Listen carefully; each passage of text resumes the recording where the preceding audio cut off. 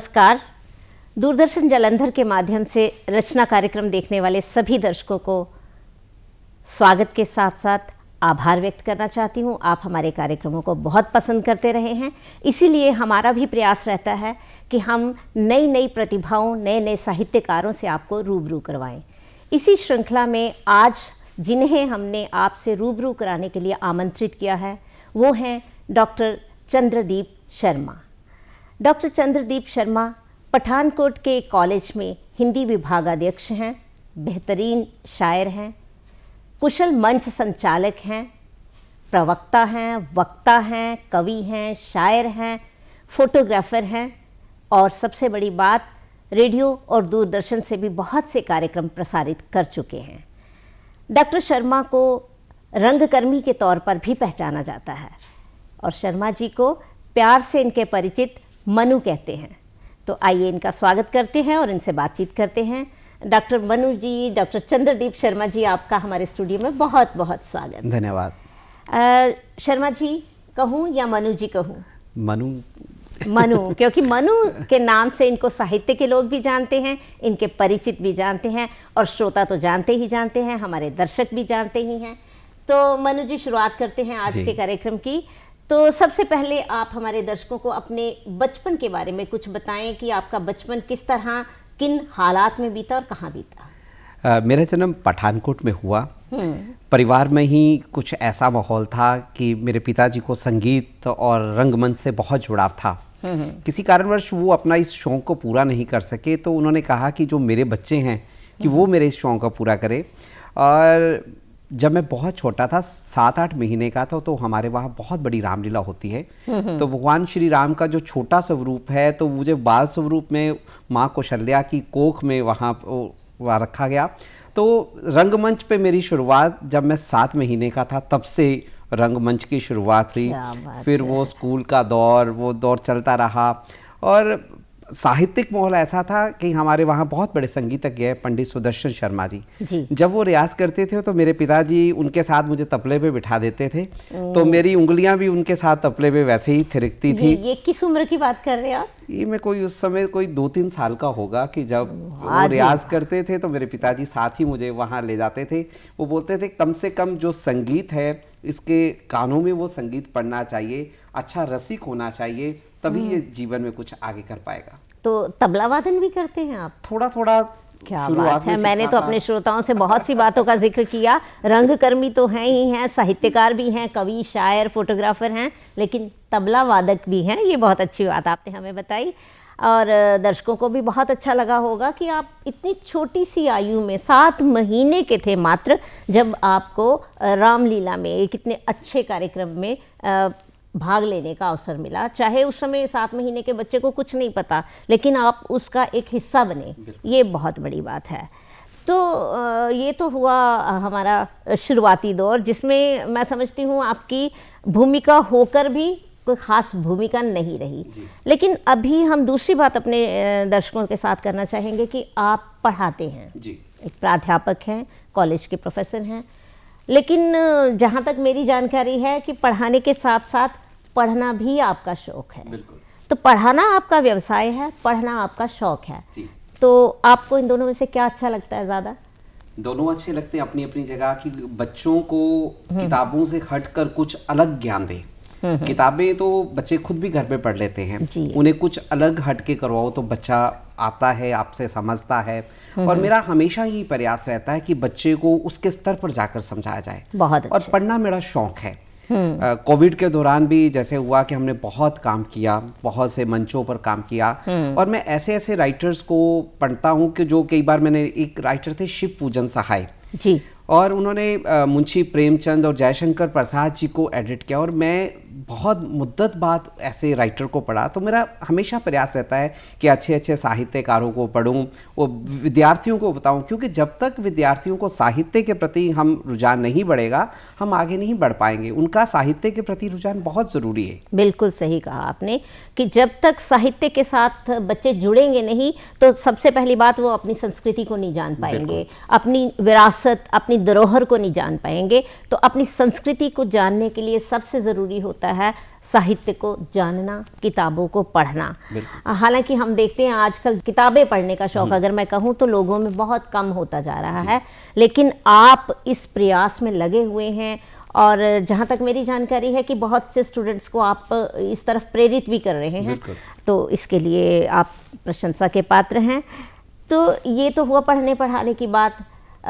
जो मेरी जानकारी है उसमें आपकी एक पुस्तक प्रकाशित भी हो चुकी है, तो फिर ये कविताएं लिखने का सिलसिला कब शुरू हुआ?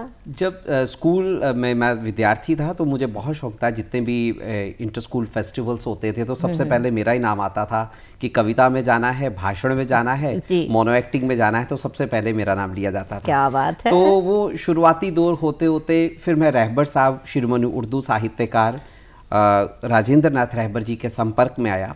तो जब मैं पहली बार उनके पास गया तो उन्होंने बोला कि सबसे पहले आप एक अच्छा श्रोता बने, बिल्कुल, और कम से कम आपको अलग अलग शायरों के कम से कम 100 शेर याद होने चाहिए, फिर आप लिखने की तरफ रुझान बढ़ाए। पहले तो हम खुली कविताएं लिखते थे, पर जब उनके संपर्क में आए बहुत कुछ सीखने का सुअवसर मिला।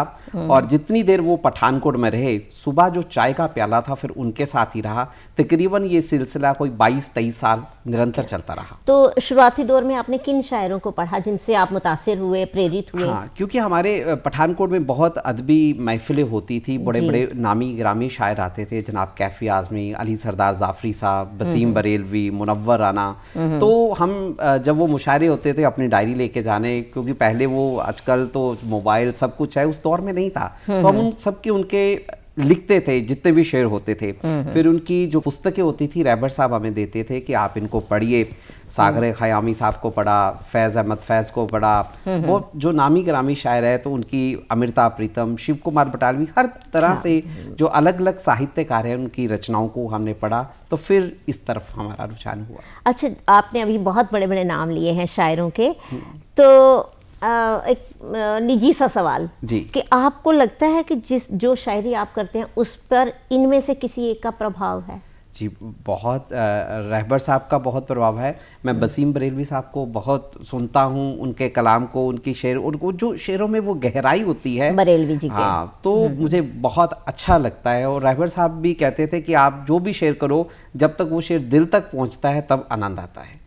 तो कुछ याद है शुरुआती दौर की अच्छी कविताएं जिन पे आपको, मैं ये नहीं पूछ रही कि आपने पहली कविता कौन सी लिखी, जी। मेरा सवाल ये है कि वो शायरी, वो कविता जिस पे आपको दर्शकों से, अपने श्रोताओं से या अपने गुरुजी से बहुत वाहवाही मिली, वैसी वो कविता अगर कुछ हमें। हाँ, मेरी गज़ल है, और उस गज़ल को जब मैंने लिखा तो रहबर साहब ने पढ़ के मुझे बहुत शाबाशी दी थी। और वो मेरी गज़ल यूनिवर्सिटी के यूथ फेस्टिवल में भी 2 बार प्राइज विनर रही। तो उसके कुछ शेर मैं पेश कर रहा हूँ कि ताज़ा हवा के झोंके दिल को लुभा रहे हैं। ताज़ा हवा के झोंके दिल को लुभा रहे हैं। ताज़ा हवा के झोंके दिल को लुभा रहे हैं। हम गीत गा रहे हैं, वो मुस्कुरा रहे हैं। क्या हम गीत गा रहे हैं, वो मुस्कुरा रहे हैं। और उनके भी दिल में शायद जागी है चाह मेरी। उनके भी दिल में शायद जागी है चाह मेरी। मेरे ही गीत देखो मुझको सुना रहे हैं। बहुत बढ़िया, बहुत अच्छा। तो ये गज़ल जब लिखी तो रहबर साहब ने बहुत मुझे शाबाशी दी, और उन्होंने बोला कि आप इसी तरह निरंतर लिखते रहिए, पर उसके साथ साथ पढ़ते रहिए। अच्छा मनन जी, एक शेर ना मैंने जब भी कभी आपको महफिलों में सुना, मंच पर संचालन करते हुए, एक कुछ मनु मेहरबान है हम, ऐसा करके कुछ शेर है, वो मैं चाहूंगी जरूर हमारे दर्शक सुने। ताकि एक योगी का ध्यान है प्यारे, एक योगी का ध्यान है प्यारे, हम भी कितने महान हैं प्यारे। और जानता है ये कुल जहां हमको, हम मनु मेहरबान हैं प्यारे। हम मनु मेहरबान हैं प्यारे। ये शेर तो वाकई बड़ा ही काबिले तारीफ है। अच्छा, आप कविताएं ही लिखते हैं या कविताओं के अलावा कुछ आपने लेख, कहानियां? मेरे तकरीबन हिंदुस्तान की कोई 300 पत्र पत्रिकाओं में करीबन 500 के लगभग लेख प्रकाशित हो चुके हैं। और जयशंकर प्रसाद, रामधारी सिंह दिनकर, महादेवी वर्मा, पंत निराला, इन पे सब पे मैंने लेख लिखे, कुछ संस्मरण लिखे, कुछ लघु कहानियां लिखी। तो ऐसे ये सिलसिला चल रहा है। अच्छा, मतलब लेख भी लिखते रहे हैं, कहानियां भी लिखते रहे हैं। अब थोड़ा एक हटके सवाल करना चाहूंगी, कविताएं और गजलें जब हम लिखते हैं तो वो तो एक मन की भावना है, कुछ विचार, कोई घटना तुरंत हमारे जहन में आई, कुछ शब्द हमारे जहन में आए, हमने उसको कविता या गजल की सूरत में पिरो दिया। लेकिन कहानी लिखने के लिए एक ग्राउंड चाहिए होती है, बिल्कुल, है ना, बेस चाहिए होता है। कुछ ऐसा आपके आसपास घट जाता है जो आपके दिलो दिमाग को झकझोर देता है और वो चीज़ आपको सोने नहीं देती, आराम से बैठने नहीं देती, तो तब आपके जहन में आता है कि हम ऐसा कुछ लिखें। तो आपकी कहानियों के किस तरह के विषय रहे? कहानी के विषय मुझे मुंशी प्रेमचंद जी से, मैं उनकी बहुत सी कहानियां मैंने मुंशी प्रेमचंद से पढ़ी, उनसे मैं बहुत प्रभावित हूँ। और जो समाज में जो कुछ मैं देखता हूँ, जो मेरे आसपास विचरता है, तो मैं उसी के रूप में प्रस्तुत कर देता हूँ। कोई सामाजिक परिप्रेक्ष्य पे है, जैसे कोविड के दौरान था, कोविड में क्या क्या हुआ, क्या कुछ घटा, उस समय मैंने बहुत कुछ लिखा। कोई एक कहानी का जिक्र करना चाहेंगे ऐसी छोटी? कोविड में वही था कि इंसानियत, एक छोटी सी कहानी थी कि जिस तरह से रिश्ते मर रहे हैं, माँ बाप हमारे लिए सब कुछ करते थे, सब कुछ कर रहे हैं, परंतु जो औलाद है उस समय अपने माँ बाप को पहचानने में बिल्कुल इनकार कर देती थी, और पैसा सब कुछ प्रधान हो रहा था, वो प्यार, वो मोहब्बत, वो सब कुछ खत्म हो रहा था, रिश्ते टूट रहे थे, मर्यादाएं खत्म हो रही थी। उस दौर में इंसानियत पे मैंने कुछ कहानियां लिखी थी। बहुत अच्छे। तो उन कहानियों के माध्यम से आपने दर्शकों को, अपने श्रोताओं को, पाठकों को ये संदेश देने का प्रयास किया कि बाकी चीज़ें तो उतनी ज़िंदगी में मायने नहीं रखती है जितनी इंसानियत है। जाहिर सी बात है, इंसान में अगर इंसानियत ही नहीं है तो फिर उसको इंसान कैसे हम कह सकते हैं। तो रंगमंच की हमने बात की, कविताओं की हमने बात की, कहानियों की बात की।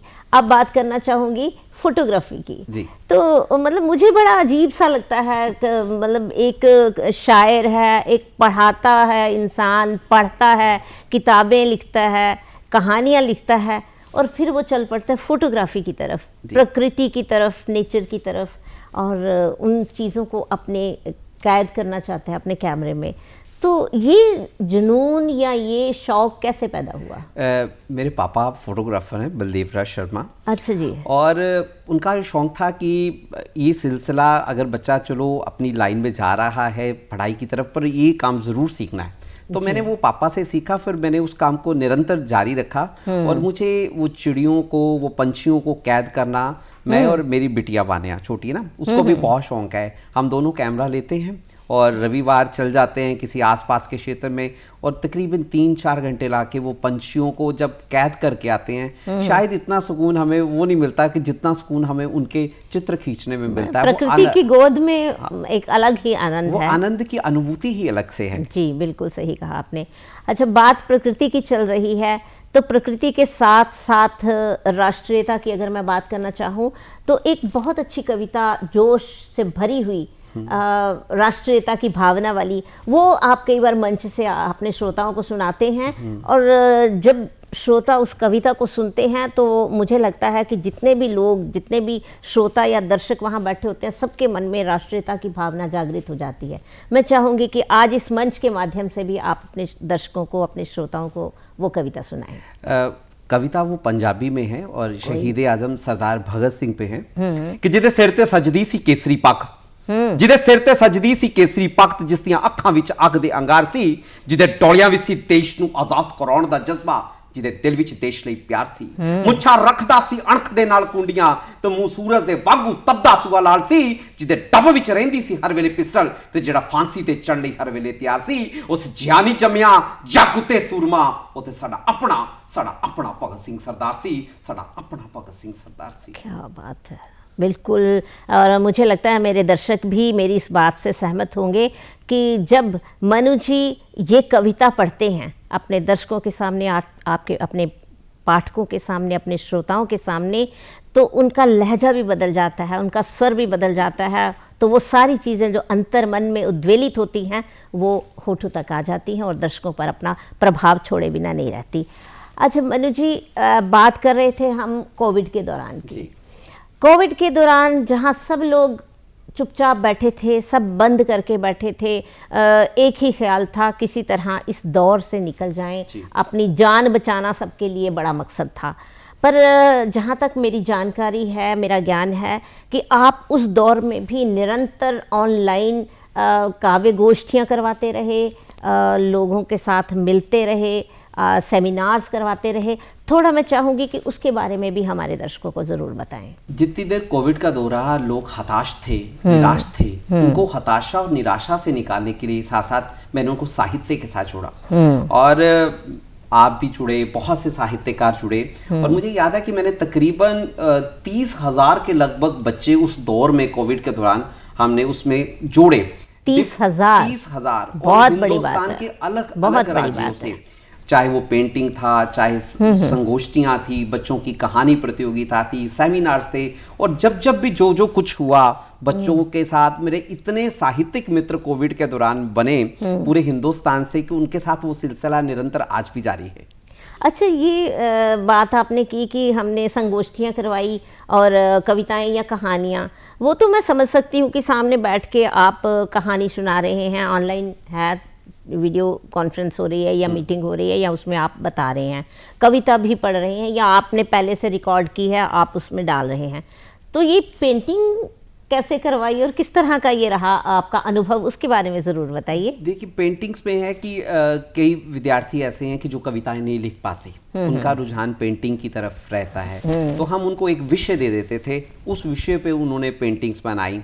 जैसे अच्छा। किसी साहित्यकार का कोई जन्मदिन था, कोई नेचर से संबंधित थी, प्रकृति का जो इतना बढ़िया स्वरूप, सब कुछ बंद हुआ तो क्या किस तरह से हुआ, और बच्चों ने पूरे हिंदुस्तान से उसमें भाग लिया और हम उन्हें ऑनलाइन सर्टिफिकेट भेजते थे, बच्चे खुश होते थे। देखिए, छोटी सी खुशी भी आपने उस दौर में दी तो उनके चेहरे पे जो वो खुशी थी, वो उस दौर को भूल गए, वो अपनी क्रिएटिविटी को जो उनके अंदर वो था उन्हें और बढ़िया तरीके से उन्हें प्रस्तुत किया। बहुत बड़ी बात है कि जब इंसान उस समय जूझ रहा था, खाने के साधन भी कम हो रहे थे, बंद था सब, चारों तरफ निराशा का माहौल, तो ऐसे माहौल में आपने एक सृजनात्मक माहौल की सृजना की, और जाहिर सी बात है बच्चों का ध्यान उन परेशानियों से हटकर एक क्रिएटिविटी की तरफ हुआ, और अच्छा भी लगता है क्योंकि जब आप कुछ क्रिएट करते हैं तो आपकी ऊर्जा जो है वो सकारात्मक हो जाती है।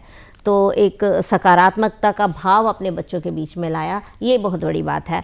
तो आज भी क्या बच्चों के लिए कुछ आप अलग से कर रहे हैं? जी, मैं मेरे कॉलेज में जितना भी हिंदी पखवाड़ा हुआ, मुझे ये बताते हुए बहुत हर्ष हो रहा है कि दूरदर्शन जालंधर तो बहुत बढ़िया काम करता है हिंदी पखवाड़े के दौरान, और हमने इस हिंदी पखवाड़े में तकरीबन 25 के लगभग कार्यक्रम करवाए। अलग अलग महाविद्यालयों से जो हिंदी के प्रवक्ता हैं उनको अपने कॉलेज में बुलाया, बच्चों की विभिन्न प्रतियोगिताओं का आयोजन किया। उसमें आगे जी, सूर्यकांत त्रिपाठी निराला, महादेवी वर्मा, सुभद्रा कुमारी चौहान, और उनकी जितनी रचनाएं थी, हर दिन एक कवि होता था। और जैसे मैंने 4 भागों में हिंदी साहित्य हुआ, आदिकाल, भक्तिकाल, रीतिकाल और आधुनिक काल, और उसमें तकरीबन मेरे ख्याल से कोई 800 से 900 के लगभग बच्चों ने पेंटिंग, पोस्टर्स बनाए हिंदी के साहित्यकारों के, जो हमारे लिए एक अमूल्य निधि है। अच्छा, एक सवाल मेरे जहन में आ रहा है कि आप जब बच्चों के लिए ऐसे कार्यक्रम करते हैं तो बच्चों को जोड़ते किस तरह हैं? अन्य राज्यों के बच्चों को आप अपने साथ कैसे जोड़ते हैं? ऐसा है कि बहुत से लोग जब कोविड के दौरान जुड़े थे तो वो सिलसिला अलग अलग प्रांतों में बच्चों के साथ जुड़ाव का रहा, और वो बच्चे उसके बाद अलग अलग जगह पे प्रोफेशनल उसके लिए, पर उन्होंने मेरे साथ वो रास्ता कायम रखा। तो मुझे याद है कि अभी जो पिछले जी प्रतियोगिता थी तो इम्फाल से जो बच्चा है उसको प्रथम पुरस्कार मिला। क्या बात है। तो उसकी एक खुशी अलग से थी कि कहाँ पंजाब और कहाँ इम्फाल। तो ऑनलाइन पटल पर भी वो कार्यक्रम का सिलसिला हम लगातार जारी रखें, बाकी अपने स्थानीय स्तर पर तो वो काम चल ही रहा है। बहुत अच्छी बात है। मनु जी, एक और सवाल पूछना चाहूँगी। आप एक रंगकर्मी हैं जी, एक वक्ता हैं, प्रवक्ता हैं, साहित्यकार हैं, फोटोग्राफर हैं, और मैं कहूँगी एंकर भी हैं, प्रस्तुतकर्ता भी हैं।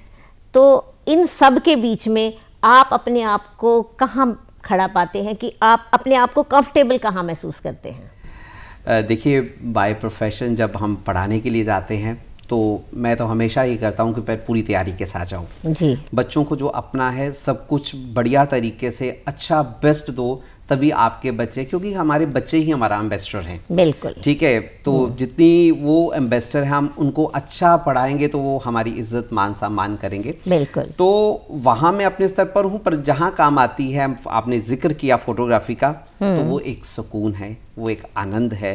वो जो सुकून आनंद उसमें मिलता है, वो मैं समझता हूँ बाकी चीज़ों में वो कम है। तो यानी कि बहुत कुछ समेटे हुए हैं मनु जी अपने आप में, लेकिन कुछ चीज़ें होती हैं जो आपके व्यवसाय से जुड़ी होती हैं, कुछ चीज़ें होती हैं जो आपके समाज से जुड़ी होती हैं, और कुछ चीज़ें होती हैं जो आपके मन से जुड़ी होती हैं, जिनको करने के लिए आपको आपका मन प्रेरित करता है, और उन चीज़ों को करने से आपको एक मानसिक सुकून, खुशी मिलती है, और एक नई ऊर्जा का आप पे स्रोत पैदा होता है। तो बहुत अच्छी बात है मनु जी। बात कर रही थी साहित्यकार के तौर पर, तो कुछ पुस्तकें भी आपकी प्रकाशित हुई हैं? जी, मेरी गुलिस्तां काव्य संग्रह मेरा प्रकाशित हो चुका है, और मेरे 2 काव्य संग्रह बहुत इसी साल आ रहे हैं। और इसके साथ जो मेरी बिटिया है वान्या, उसका पहला काव्य संग्रह, और वो हमारे शहर की सबसे छोटी उम्र की कवित्री होगी कि जिसका, चलिए बात आपकी हो रही है तो, क्योंकि बिटिया आपके परिवार से ही है, तो थोड़ा उसका जिक्र कर ही लेते हैं। किस उम्र की है आपकी वो बिटिया? 11 साल की है। अरे 11 साल की उम्र में वो प्रकाशित करने जा रही हैं? और उसने जो विषय लिया वो विषय सबसे हटके है। बताइएगा। वो जितने भी हमारे परमवीर चक्र विजेता हैं, उन सब पे मैं उनको बताता था कि बिटिया इस पंडित सोमनाथ शर्मा जी ने ये किया, मेजर शतान सिंह जी ने ये किया, तो उनके बारे में सबको बच्चे को बता के उनके बारे में बताता था। तो शाम तक वो लिख लेती थी कुछ, तो फिर उसको लिख के उनके शब्दों को थोड़ा ठीक करके, तो वो एक प्रयास है कि वो जो विरासत है वो आगे बढ़ रही है। बहुत अच्छी बात है, आपने अपने पिताजी की विरासत को कायम रखा रंगकर्मी के तौर पर, फोटोग्राफर के तौर पर, और आपकी बिटिया आपके विरासत को आगे लेके चल रही है। ये एक बहुत बड़ी खुशी की बात होती है। और जब हम मानसिक सुकून की बात कर रहे हैं, तो यहाँ भी अपनी मानसिक, जिसको कहते हैं ना, खुराक मिलती है। तो बहुत ही अच्छी बात कही आपने। ये मतलब बिटिया जो है उसको आपका मार्गदर्शन तो मिलता है, लेकिन क्रिएटिविटी तो उसकी अपनी है, सर्जना उसकी अपनी है, सृजनात्मकता अपनी है। वो लिखती है, उसको कोई दे दीजिए प्रसंग, दे दीजिए, आप बोल दीजिए कि आज वर्ल्ड नेचर डे है, आपने इसमें लिखना है, पुस्तकों पे लिखना है, तो आप उसको थोड़ा सा बताना है, बाकी वो शब्दों में बयां करके, और मैं समझता हूँ कि वो मेरे से भी अच्छी प्रस्तुत करता है। बहुत अच्छी बात है। कहते हैं ना, होनहार वीरवान के हो चीकने पात, तो छोटी छोटी कोंपलें बता देती हैं कि वृक्ष कहाँ तक जाएगा और इसके पत्ते कहाँ तक फैलेंगे, इसकी शाखाएं कहाँ तक फैलेंगी। बहुत सुंदर बात आपने हमारे दर्शकों के साथ साझा की। तो नए बच्चों को कुछ संदेश देना चाहेंगे आप साहित्य के साथ जुड़ने के लिए? नए बच्चों को मेरा यही कहना है कि आप अच्छा साहित्य पढ़िए, पुस्तकों से जुड़िए, क्योंकि ये मोबाइल जो है, ठीक है, मोबाइल ज़रूरी भी है हमारी ज़िंदगी में, परंतु जो पुस्तकें हमें ज्ञान देती हैं, जो पुस्तकों से हमें आनंद मिलता है, जो पुस्तकें हमें सिखाती हैं, शायद हमें और कहीं से इतना सीखने को नहीं मिलता। अच्छे साहित्यकारों को पढ़िए, उनकी रचनाओं को कंठस्थ याद कीजिए और उन्हें बढ़िया तरीके से प्रस्तुत कीजिए। बहुत अच्छा संदेश, बहुत अच्छी बात के साथ आपने हमारे कार्यक्रम को अंजाम की तरफ पहुंचाया। बच्चों को किताबें पढ़नी चाहिए, नई पुस्तकें पढ़नी चाहिए, पुराने अपने लेखकों से, साहित्यकारों से परिचित होना चाहिए। उसके लिए ज़रूरी है पढ़ना। और जब तक इन्होंने अपने कार्यक्रम की शुरुआत में ही बताया था कि जब तक हम दूसरे अच्छे लेखकों को पढ़ते नहीं हैं, साहित्यकारों को पढ़ते नहीं हैं, तब तक हम अच्छा साहित्य नहीं लिख पाते हैं। तो मनु जी, आज आप हमारे स्टूडियो में आए, हमारे दर्शकों के साथ आपने बहुत सी अच्छी अच्छी बातें साझी की। आपका बहुत बहुत शुक्रिया। आपका बहुत बहुत शुक्रिया। दूरदर्शन जालंधर का बहुत बहुत आभार।